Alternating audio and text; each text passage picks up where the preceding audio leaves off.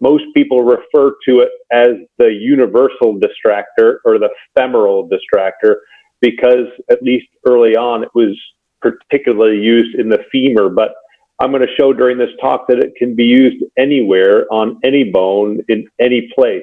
And for me, because I have not as much assistance during surgery, it is a tool that I use on a weekly basis, if not on a daily basis. It's a really, really useful tool. And so I'd like to just start with a case that demonstrates the power of the distractor. Here is a young man who was injured in a motorcycle accident, and you can see that he has a distal femoral fracture that involves the articular surface. And as we've all learned from our days in the AO training, that the priority here is to reduce the articular surface anatomically. But when you start to think about how you're going to do this in this particular case, you might run into some particular challenges if the fracture remains in this position. And so if I were simply to leave the leg in this shortened position, you would realize that it would be quite difficult to get an anatomic reduction of the joint surface because there's a piece of femur that is right here that is blocking the reduction. And so, of course, this segment of the proximal femoral metadiaphysis has to get out of the way for me to be able to reduce or realign that articular surface once again. And so this is a great place for the use of the distractor. And you can see just a hint of it here on the outline of the image. By gently creating a distraction moment, I can then use a clamp to reduce this joint anatomically and result in a quality set of alignment. So look, the objectives of this next 40 minutes or so are to review the concepts of indirect fracture reduction, of which the universal distractor is the key component. We'll talk about how to put together and even show a video about how to put together the distractor and talk about some tips and maybe some pitfalls about application for the distractor. And then I'll use a bunch of case illustrations to utilize or to illustrate its utility. Jeff Mast, who is a famous orthopedic surgeon in the United States, wrote this book with Reinhold Gans and Jakob, where they described what an indirect reduction was. And they described it as the blind repositioning of fracture fragments through distraction accomplished with an instrument or implant. And what they meant by that was that they didn't touch the fracture site. They simply used instruments remote from where the bone was fractured to realign the limb to then be able to stabilize it definitively. And you are all familiar with ways to perform indirect reduction. I know that in the United States and North America, traction, the fracture table, residence or assistance in the operating room, and external fixation are all commonly used to restore length, and that is a form of indirect reduction. But what's often not used, and I think could be utilized more, especially in parts of the country where there's not as much assistance or as much availability of devices such as the fracture table, is the universal or femoral distractor. It's a great way to create alignment using ligament ataxis, but we use it for other methods and other means as well, such as to look inside tight spaces like joints to be sure that the joint is reduced when we go for the anatomic reduction of the joint surface. Here's a case of a child, a 10-year-old, who was injured in a bicycle versus automobile accident. He has this diaphyseal femur fracture on both sides, actually. His right side and left side are both injured.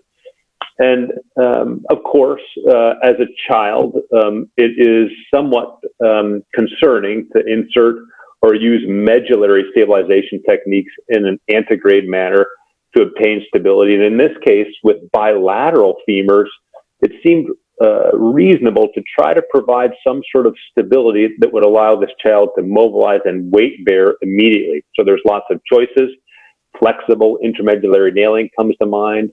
Rigid intramedullary nerving comes to mind, but we worry, at least in North America, about the risk of injury to the blood supply of the femoral neck and head by using a traditional starting point. And so in this case, we chose to use plate fixation. Now, many would balk or avoid putting a plate on a diaphysis of a femur, but when done so with a distractor, it can really be effective and efficient. And so here we are in the operating room, pulling traction with an assistant. And on one view, it looks quite good. It looks like we've got nice alignment. And so we can say, great for us, great, good for us. We're going to make a home run here. But when we look on the other view, it is still very displaced, still not lined up properly. And so how will we realign this bone without opening it up? Well, we don't have to make a big incision here. We can use another instrument. And in this case, we use the distractor. And so by placing a shank pin into each of the two segments and applying the distractor, we can regain length, fighting the young man's muscular tone to realign the bone, and then take advantage of the ability to use percutaneous methods to, in this case, slide a plate into a submuscular position and then secure the fracture reduction with plate with screw fixation from lateral to medial in compression in this particular case, and obtain a union over time, just as we see here. And so on the right-hand side, you can see the patient's left femur fracture healing nicely. And on the left-hand side of the screen, you can see the patient's right-hand femur healing beautifully. And in this particular case, we allowed the child to stand immediately and even weight bear within the first 2 weeks. When I saw him in the office at 4 weeks, he was walking, and at 6 weeks, walking really essentially pain-free without assistive devices. So we were able to avoid using an intramedullary device in this case, so avoided injury to the apophysis of the proximal femur and to the physis of the femoral head simply by indirect reduction using the distractor and then the technique of submuscular plating. And this is what his incisions look like. I mean, this is really pretty minimally invasive and elegant in the case of a young man such as this. So how do you use this device? What does it look like? How does it go together? Well, it's often very daunting for the person to look at this box of things, these instruments, these metal rods and spindles and pins and collars, and they get very intimidated about how to put it together.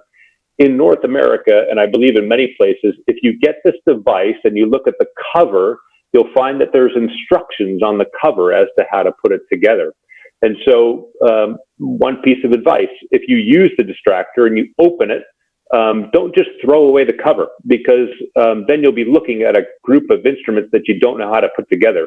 If you simply keep the cover and turn it in this way, you'll be able to visualize how to assemble it, and you'll be much more successful in your ability to put it together. This is a video on how to assemble the distractor. And I want you to listen to it just to get the gist of how it goes together. It's only about 2 minutes long.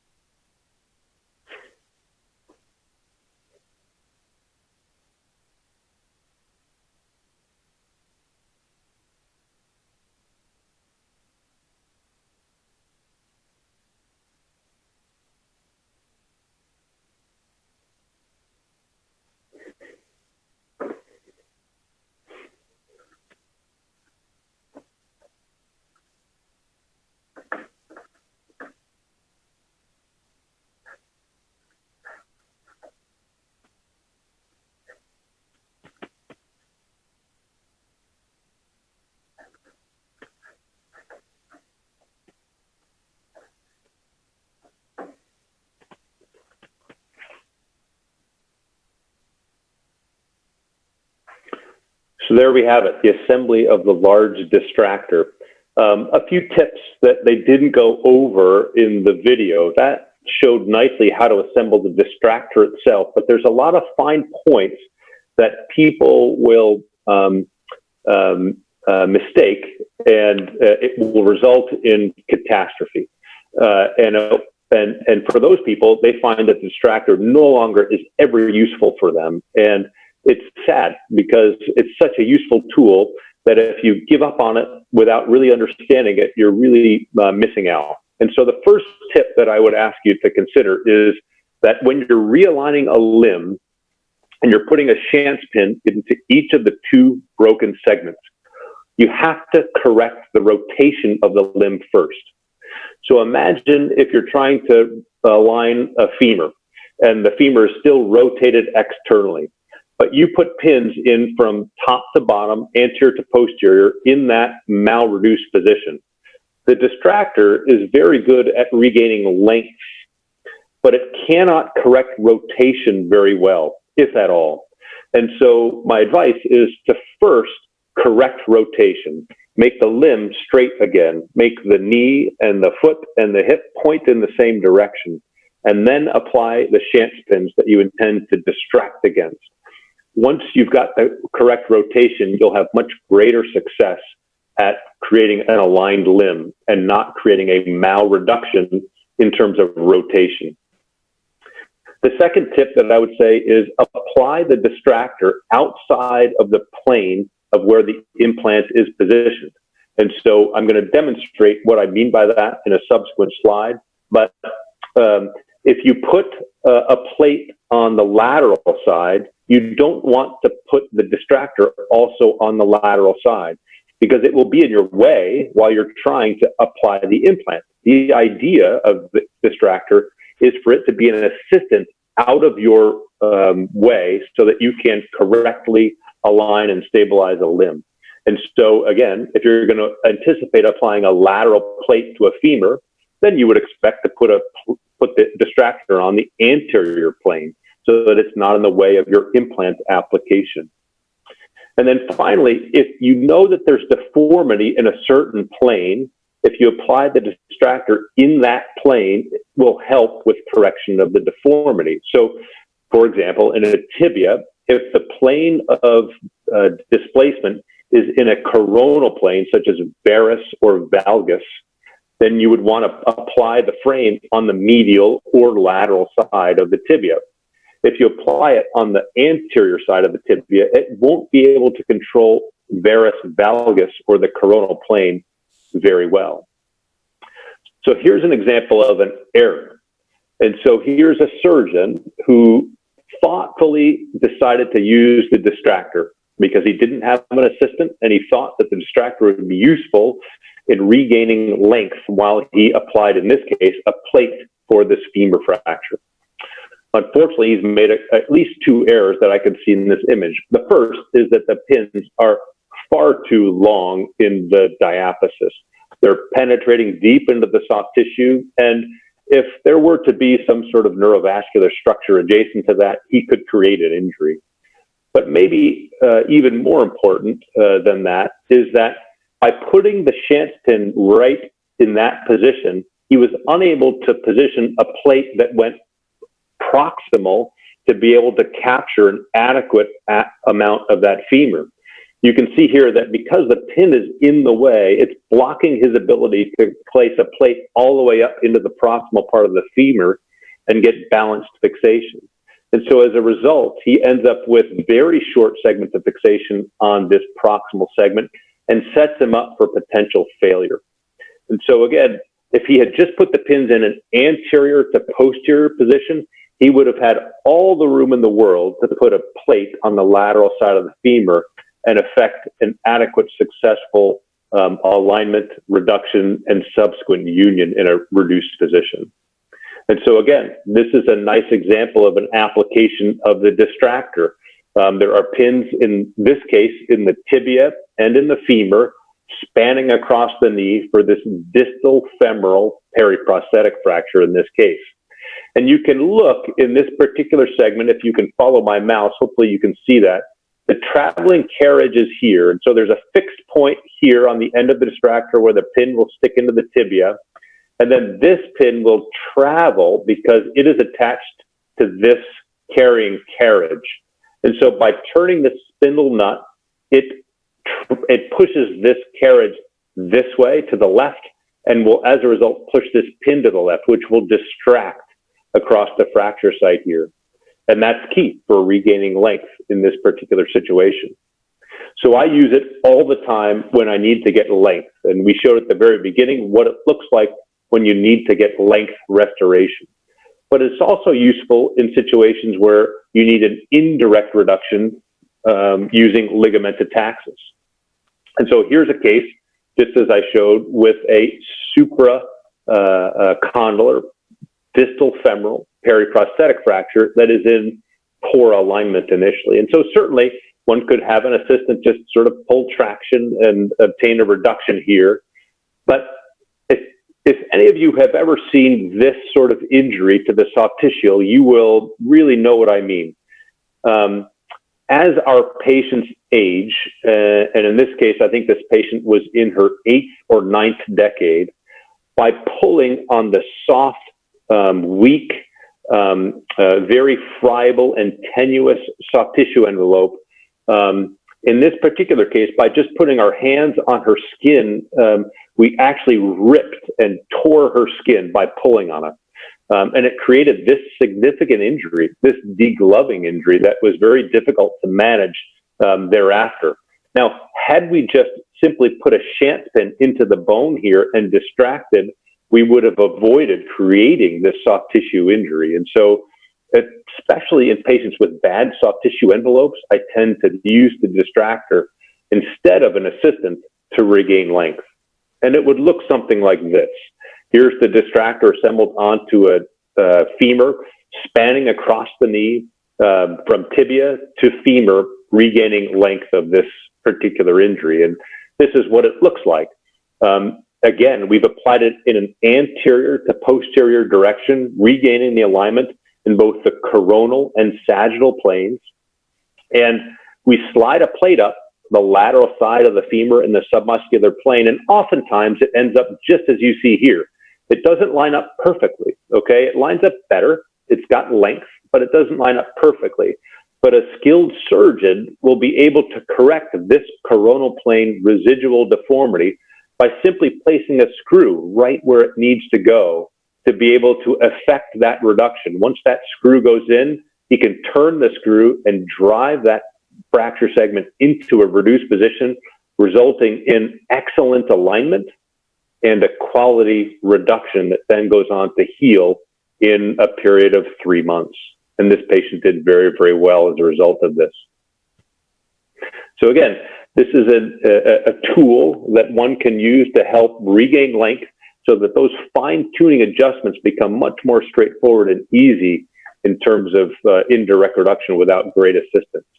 I'll also use the distractor when I need to look inside tight spaces, such as the tibial plateau, the distal tibial pilon, or the ankle, or the distal radius. Here's an example of a patient who was injured. He had multiple injuries, the worst of which were actually in his ankle. But for this example, I'm going to talk about his tibial plateau. You can see here, he's got a split and a depressed tibial plateau fracture that, for me, requires direct visualization of the joint surface to be able to be sure that the fracture is properly reduced. And for me, the best way to look inside the joint is to actually use the distractor to gap the joint and to look directly inside. And so here you see an example of how we have a shank pin into the distal femur and into the tibia. In this case, it's in the same plane as where I'm going to put my implant, but it's far outside of the zone where I have to apply it. So this is plenty of room for me to apply my tibial buttress implant. But I can look directly into this joint, visualize the meniscus that has been driven down into the joint that I have to retrieve, which is right here, and then elevate this joint surface back into a reduced position, stabilize it with wires, and secure it with a buttress plate, again, all while using this shank pin and the distractor to be able to look and visualize this reduction. I can do this under X-ray, but I'm much more comfortable looking at it directly as well as using X-ray to be sure that this joint reduction is perfectly reduced to give this joint the best chance at long-term quality function. Here's another example of me using a distractor, in this case for a tibia fracture, not for a femur. This patient has an isolated tibia fracture, and just imagine yourself alone in the operating room with just a scrub technician, but no assistant to help line up the leg. You want to put an intramedullary nail, no question about it, for the segmental tibia fracture, but how are you going to do it? How are you going to straighten out the tibia, keep it aligned, insert the rod without someone that's there helping you?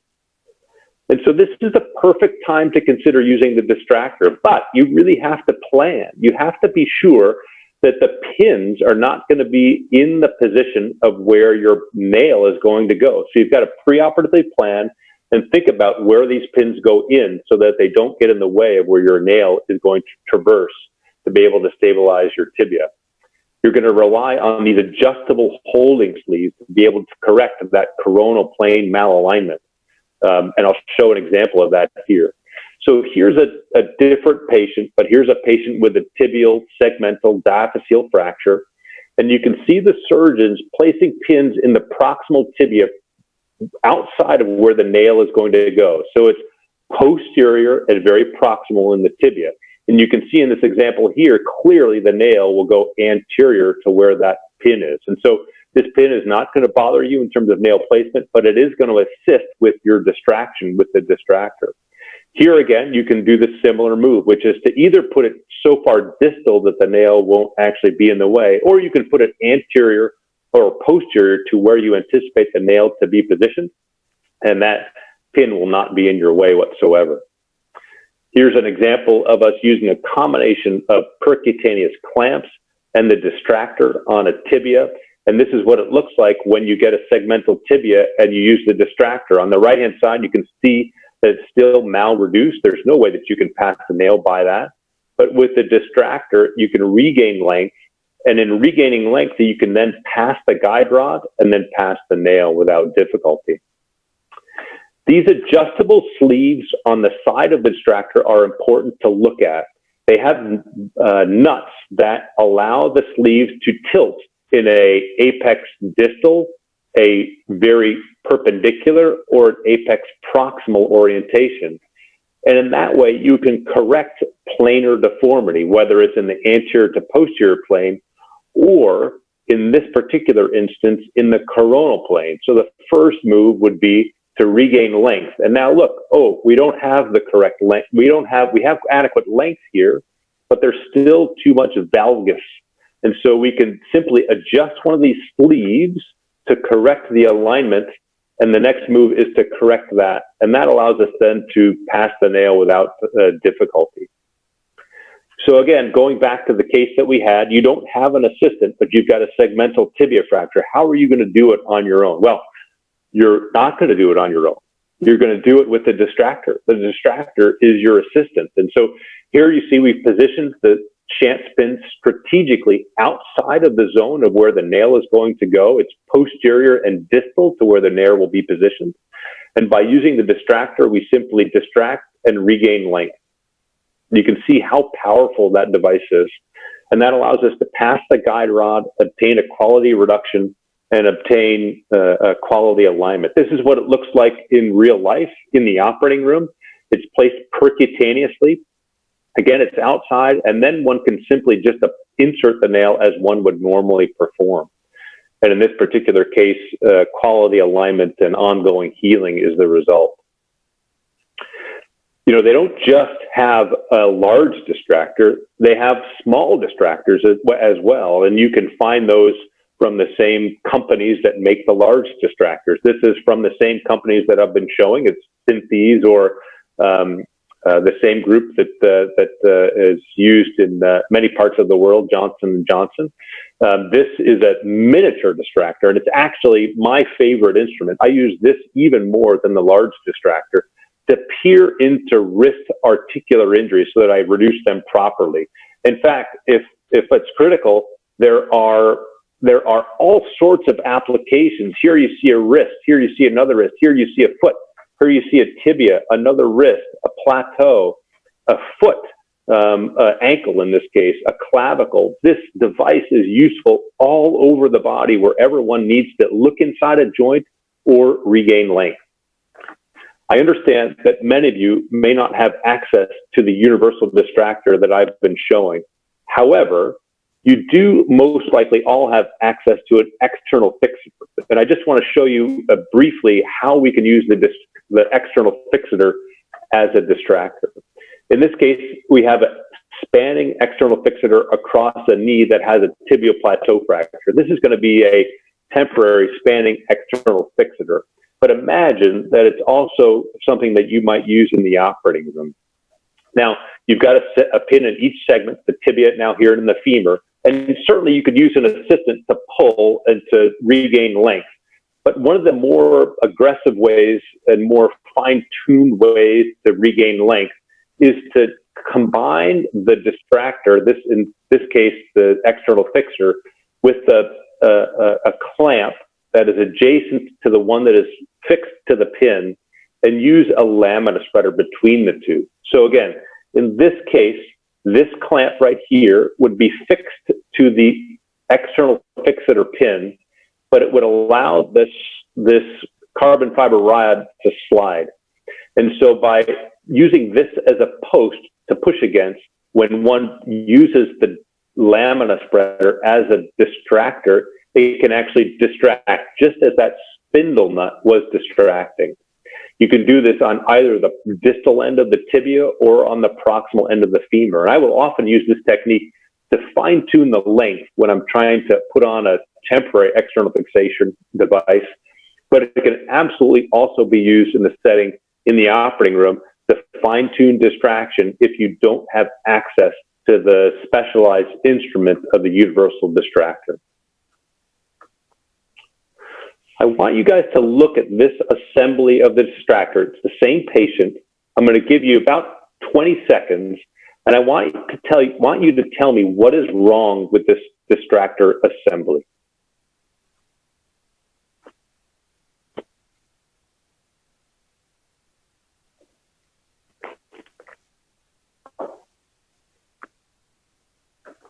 I know that I can't hear any of you, but I know you've all got great ideas because you're all smart. You're residents, you're thinking, you're motivated.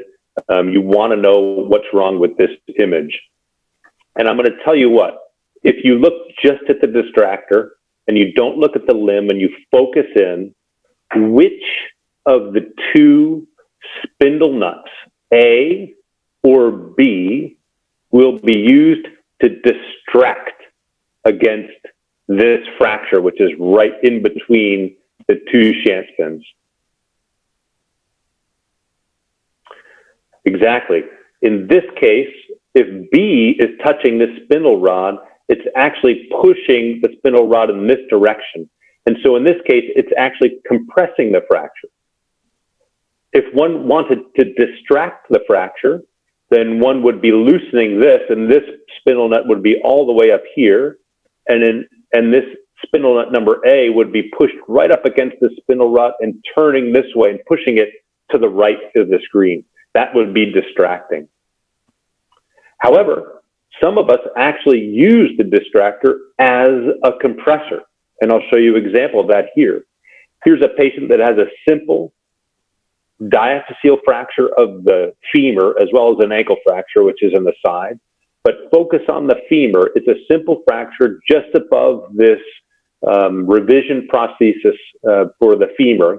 And we all remember from our AO course that simple fractures like to be compressed. And so how can we compress this fracture and also stabilize it? Well, one of the ways to do that is by using the distractor.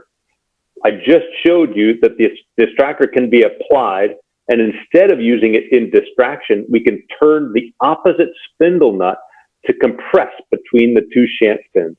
And that's what we've done here. We've applied the distractor, and we've actually, in this case, compressed. This is actually loose, and we've already brought this spindle rod down, pushing these two ends together to be able to get this fracture line to compress. And you can even see it starting to fold here a little bit.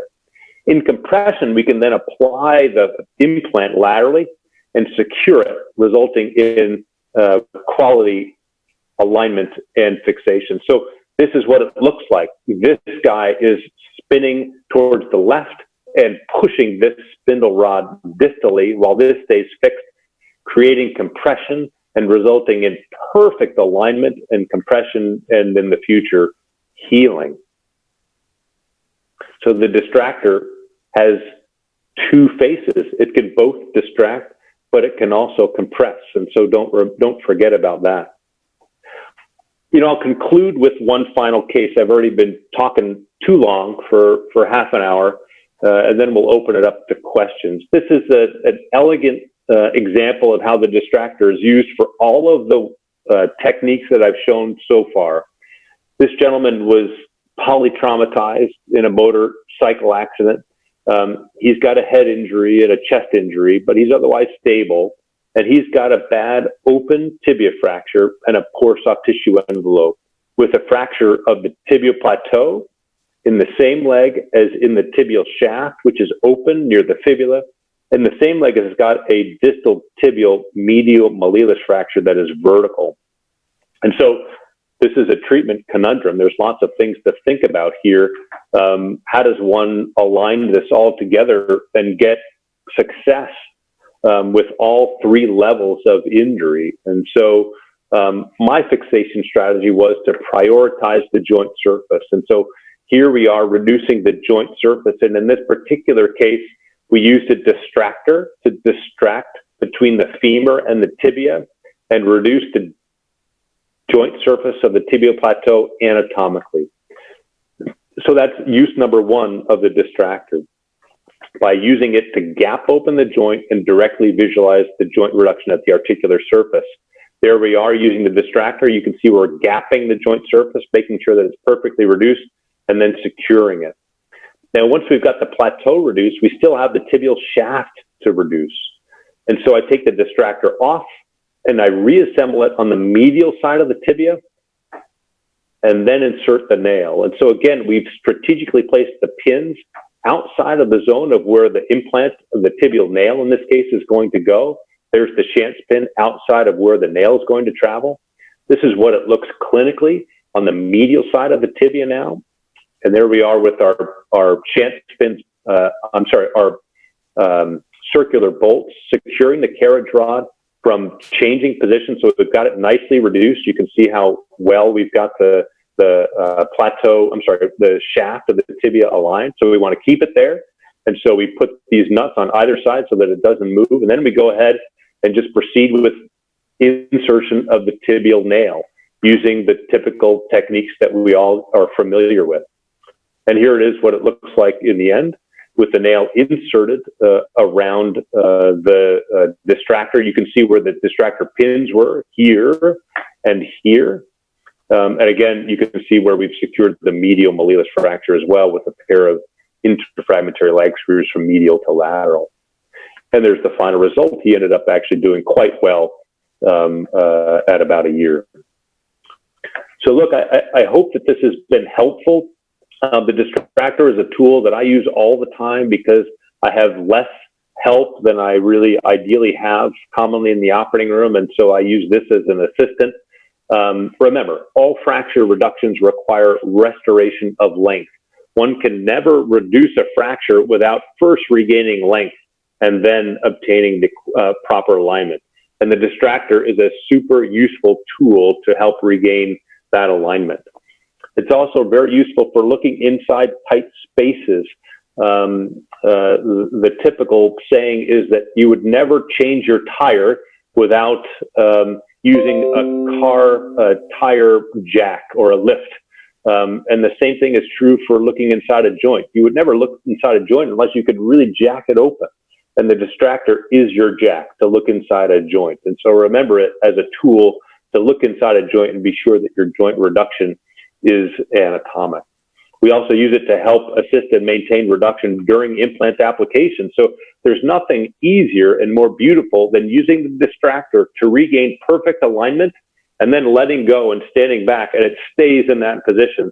And then all you have to do is just slide in the implant, and it stays in position, and you have an anatomic alignment. It's just like doing a sawbones exercise, just as you did in your original basic AO course. And so remember, it's a great assistant for obtaining and maintaining reduction. The final take-home point is this. Many people start and try and use the distractor once or twice and become frustrated by it, because it does take a little bit of time to become used to using it. But if you put in that time and you plan, most importantly, preoperatively, you'll really, really reap the reward, and you'll be happy that you spent that time learning how to use it, because it will be a tool and a friend that you will use for life. It's that useful in terms of a tool for me. As I said, I use it at least weekly, but really, I would say almost daily in my surgical practice as an assistant, and I find it to be incredibly useful. So that's all I have. I appreciate your time and attention. And Marco, I'm not sure if we can open it up for questions, but I'm happy to sit around and answer questions for those that have them.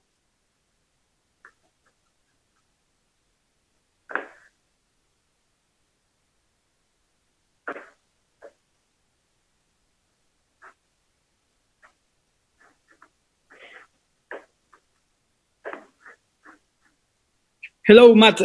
Excellent lecture. We have a few questions, excellent questions by far.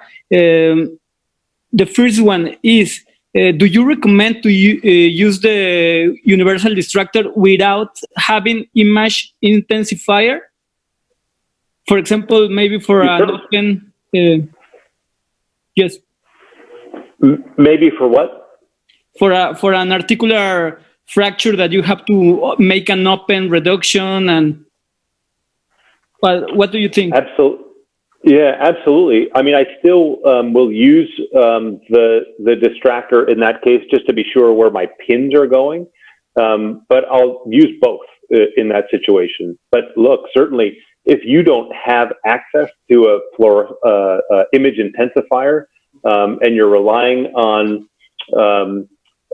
other methods for being sure that your joint reduction is of good quality, the best way to be sure that your joint reduction is sufficient is by directly looking at it. And so the distractor will certainly facilitate your ability to visualize that joint reduction. And so absolutely, I would use, if I was in a setting where I didn't have access to a image intensifier, but I was trying to do an articular injury, I would be even more likely to use the distractor to be sure that I could visualize the joint surface of my reduction to be sure that it was adequate.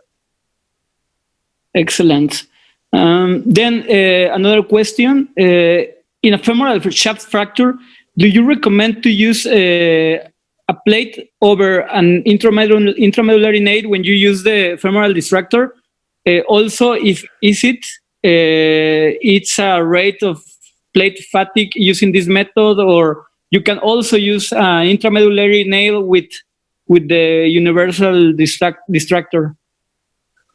You absolutely can use the distractor and nail in a femur as well. I didn't show an example of that. But again, think about where the nail goes, and perhaps more importantly, where the nail isn't going to go. And think about where your pins for the distractor would be positioned. There are places just on the medial surface of the proximal femur around where the calcar is. That's a good position for a Chance pin, because it will be outside of the zone of where your implant is going to go, and it will prevent varus alignment. Distally, as the femur becomes more metaphyseal, there's more room for where you could put a Chance pin, in which case then it will be again outside the zone of where your nail will go. So look, I 100% believe that most femoral shaft fractures should be treated with an intramedullary device, and not all the time is a distractor necessary. However, there are certain situations, as I've shown, that a distractor is super helpful, such as in distal femoral fractures, fractures that have extended into the joint surface where the metaphysis is impeding on the reduction. And in situations where you find that you're alone and you don't have help, that's where a universal distractor is most helpful. Yes, and there another question: is there a maximum length that we can distract trying to avoid some complication, maybe vascular or neurological injuries? Yeah, that's a good question. I think that your distractor will let you know when it can't go anymore. So you might imagine that you could just continue to turn and turn and turn and turn, and you can just pull the leg off. That isn't the case, of course. And I think for short periods of time, there is sometimes a need to actually over distract. That is to distract longer than what the limb normally is, but we rarely leave it in that position. Once we do that and disengage the limb to be able to align it, then we allow it to shorten again and allow the limb to realign. And so I don't know that I have a perfect answer for you about whether or not there's a maximum length to allow it to distract, but certainly it's not more than a centimeter or so. Because again, it gets very tight when you're trying to distract, especially as those tissues have been contracted. And it will be very difficult to get that additional distraction. So the answer is you do have to be careful, but your distractor will give you feedback, because as it gets very, very difficult to turn that spindle nut, you'll realize you're getting to the maximum length that you're safely able to achieve. Yeah, we usually in trauma situations you don't need to overlength, no. So there is not maybe it's not really a really worry situation, no? And then, right, yeah. In the acute setting, you're not having a lot of trouble regaining length so much. It really just gets that last bit of length, and then you can fine tune your adjustment, your alignment, using the distractor in terms of adjusting the alignment of the shank spins. But we do use the distractor in other settings for non-union surgery and for malunion correction. And in that case, I suppose that you could, if you distracted and left it on for a prolonged period of time, create some sort of not vascular injury, but perhaps a neurologic stretch phenomenon that you might have trouble with. And so you do have to be careful of that in the non-union setting. Yes. In the case of a subtrochanteric femur fracture, do you use it? And if is the positive answer, where do you insert your proximal shank pin? Yeah, so as I described, you can put it into the subtrochanteric zone. It's in. It has to be a sizable, segment of the proximal femur. So subtrochanteric has a lot of different definitions. So if it's truly subtrochanteric, whereas it's all below the lesser trochanter, and there's no extension or comminution into the proximal segment, then certainly you could put that pin in just at the level of the lesser trochanter. That's the proximal pin. And then you could put another one distally. My preference, though, for subtrochanteric fractures is to actually position the patient lateral and do an open reduction with clamps. And even if it's amenable to allowing it, cerclage wire for especially torsional type injuries, in a way that is minimally injurious to the soft tissue envelope, and then allows simple passage of the nail. So I would say that my first go-to, if the fracture pattern will allow in a subtrochanteric femur fracture, would be to position the patient lateral, and then do an open reduction of that fracture. If it's a very comminuted fracture that doesn't allow for that, then certainly I might either use the fracture table or I might use the distractor. By the way, you have a lot of greetings from everyone because everybody likes your lecture. Also, another question, if there was a patient with an exposed femur or tibia fracture, will it be indicated to use the universal distractor, or will you use another type of external fixator or injury experience? What you use the universal distractor for proximal femur fracture, it's again the same question, but I guess this is two questions, but yeah, remind me of the first one. So you said, so do you mean like a ballistic injury to the tibia or yes, femur? an open femur or tibia fracture will be indicated to use it. Absolutely. Yeah. Why not? I mean, I think though that one has to be careful about its use, and this is one of the pitfalls that people fall into. And it's similar to the pitfall that they fall into when there's an intra-articular fracture, say, of the distal femur. And they use the distractor first to try to distract, and then they look inside the joint.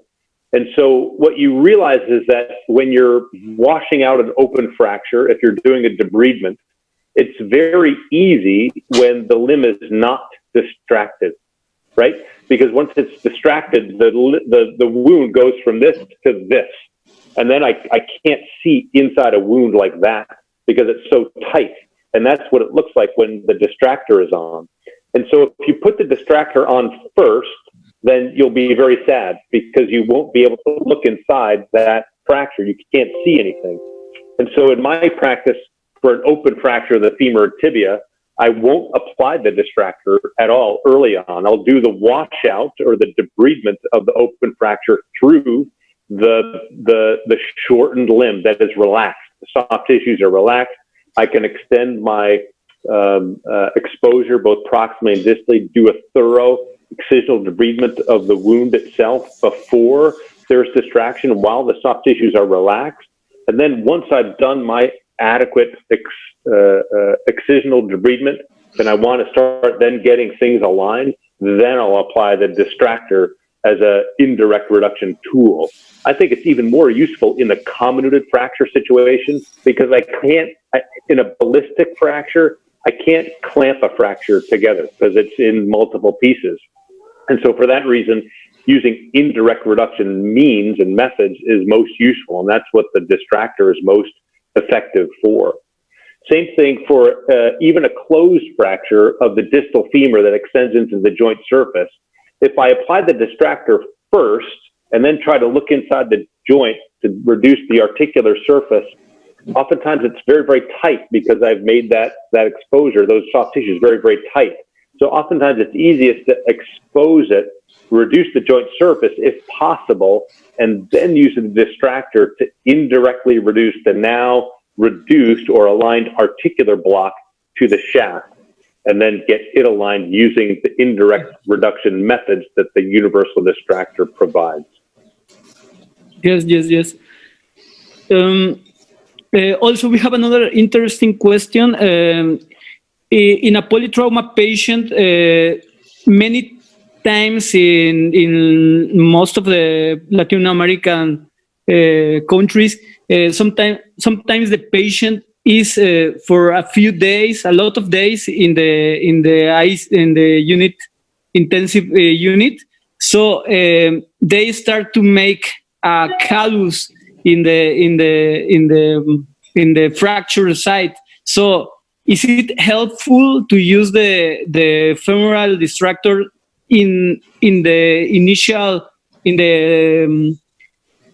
final treatment when that happened and maybe it's not a good reduction? Or what do you think about it? What tips do you have for this situation that you know that the patient is going to be a lot of days in the intensive care unit? Yeah, so I would try to answer that in multiple ways. So if I know the patient's going to be in the unit for a long time and I'm not going to be able to stabilize their, let's say it's a femur fracture definitively, then I would do everything that I could to get an external fixator on their limb at the appropriate length. And I showed some techniques about how to do that with the lamina spreader and just with, assistance pulling traction to regain length. If I wasn't able to do that and they come in later and they've already shortened significantly, and with my distractor, I'm unable with those tricks to regain length using the external fixator, then my next move would be to use a distractor to try to regain length. I wouldn't necessarily try to do that early on, but when I went to definitively treat their femur fracture, for example, I would use a distractor to try to regain length and break up that callus, because just pulling on it on one side using an assistant isn't going to do it. You're going to pull them right off the table. They're just going to come right off.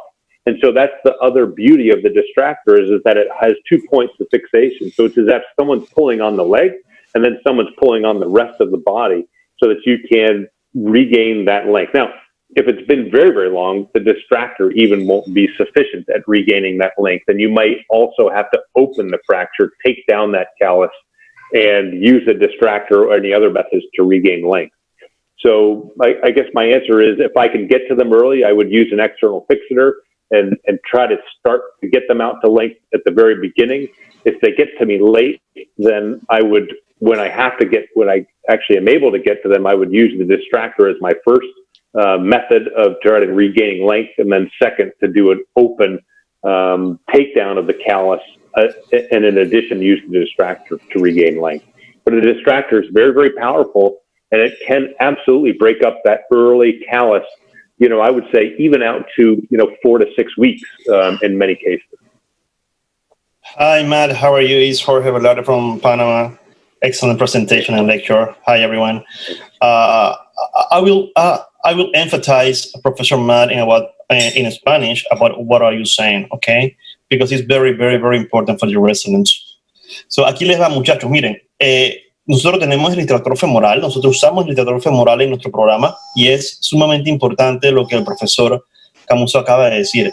No porque tienes un súper instrumento para ayudarte a la reducción, significa que vas a ayudar o que vas a utilizarlo para reducir un cabalgamiento de una fractura de fémur que ha estado 6 semanas o 4 semanas en una unidad de cuidados intensivos, muchachos.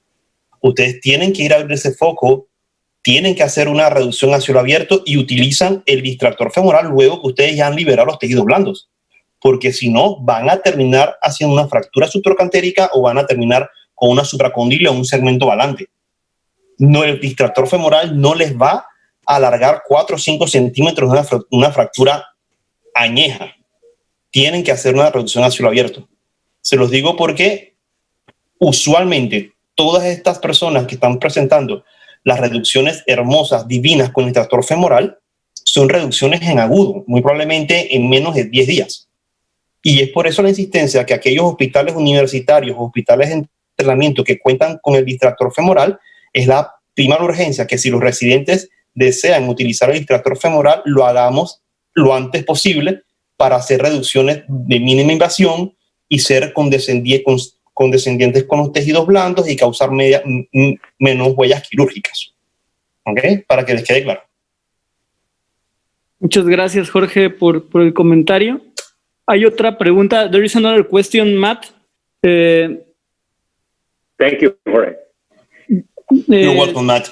Daniel is asking that if he is fixing a distal tibial fracture, is it better to put the distractor through the calcaneus or the astragalus? And yeah, from so great question. Lateral? Yeah, great question. Yeah, that's a great question. You always have to be aware, of course, of where you're placing your shank pin. And so when you're placing a shank pin from anterior to posterior in the distal tibia, you have to be aware of the anterior neurovascular bundle. And so it almost requires an open exposure. But if that's the plane where the greatest deformity is, then that's probably the plane to put it in. More commonly, though, we'll put it either from medial to lateral or lateral to medial.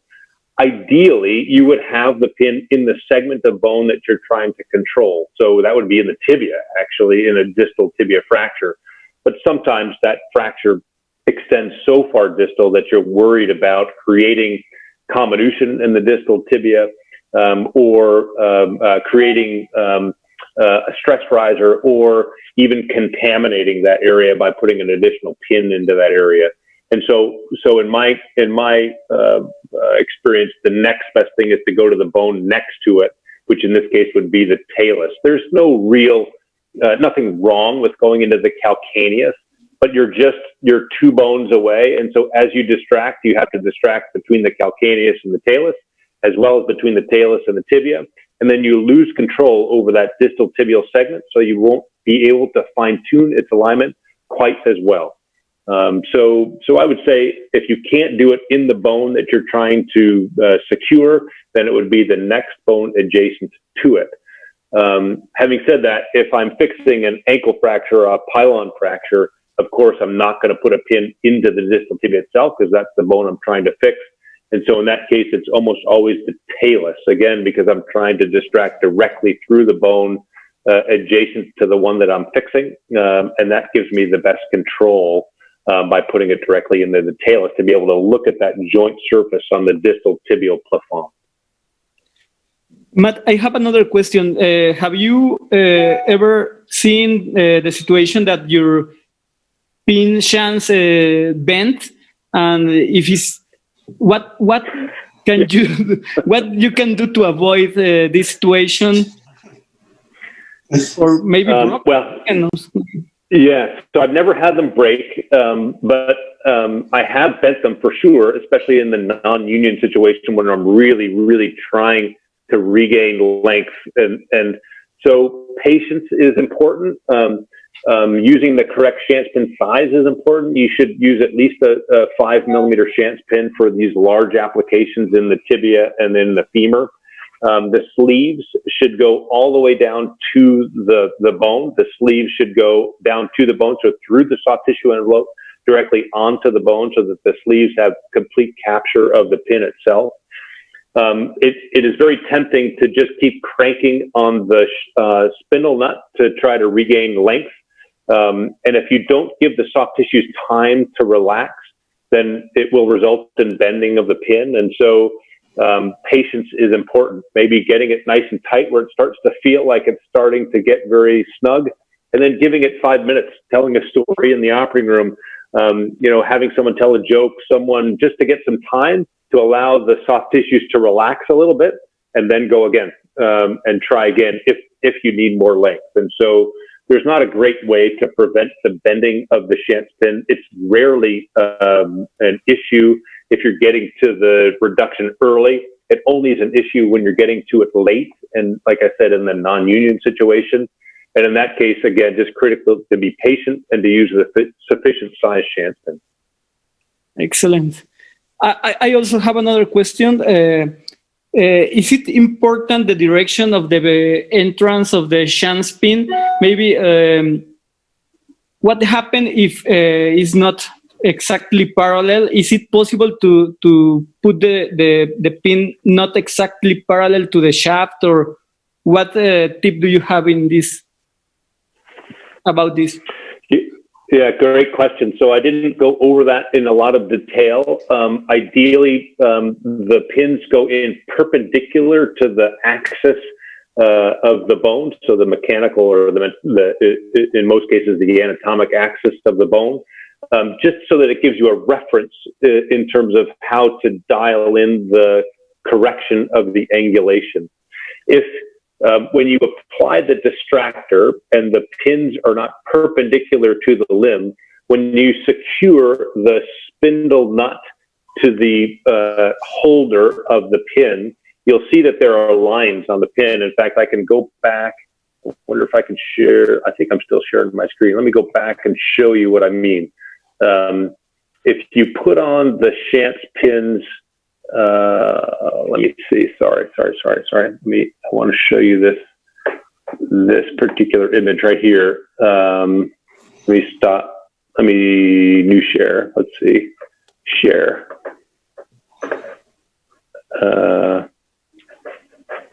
Share. I can't tell if I'm sharing here right now, but I think you can see that there's a spindle here, and there's the shank pin holder or the sleeve. The sleeve lines up with the holder perfectly when these two lines are lined up opposite one another, such as you see in the middle. When they're lined up opposite one another in the middle, the axis of the pin is perpendicular to the axis of the shaft of the rod. If they're offset, then of course they're angled in one direction and the other. And so if you're not lined up perfectly, then of course those lines will be offset. And that's okay as long as you realize that. But if you're not perfectly perpendicular to the limb, and then you try to force these lines to make them perfectly lined up, then you will create malalignment of the limb. So again, ideally, you have fluoroscopy and you're able to place the pins parallel to the joint surface and perpendicular to the axis of the long bone to be able to fine-tune the alignment using these guides that we have on the distractor. Does that help, Marco? Yes, totally. Okay, good. I guess we don't have more questions, but a lot of congratulations for this lecture. I'm really glad to have you here, Matt. You're an excellent trauma surgeon, also a great friend, and a great speaker. So we learn a lot about it. I don't know if Jorge or Jose have some questions or comments. I think it's an excellent presentation, Professor Matt. I think the residents are getting the message very, very clear. I got a question. It's for me, really. Professor Matt, I got a femoral distractor from Synthes, and I have I think 4 years with it. But yeah. Do you know how kind of maintenance do I have to do to the equipment of the femoral distractor, or only for only regular oil and keep it clean is enough? Any special? We do maintain it. Sometimes because especially those spindle nuts, the little teeth on them will get worn down, and they will slip as you're trying to distract. I'm sure you've probably experienced that, where you're really distracted and then it pops. And you realize, I broke, one of the teeth was not quite solid and I didn't have it on. So we actually replace those parts. I don't know that they can maintain them. They might be able to, but in our region, they end up getting replaced. Now everything else stays intact, but as you know, they're so interchangeable, and there's little segments that you can remove and replace. We end up just replacing those. But that's where I see it mostly failing, is those teeth on the adjustment sleeves that will fail. And I think we probably replace them maybe every 5 years. So you're probably due for replacement, especially if you use it as often as I do. Okay, thank you, Professor Matt. I don't know if Jose have some questions or any commentaries. Jose, any comments? It's very different. No. Sorry, really questions? No, thank you. But I have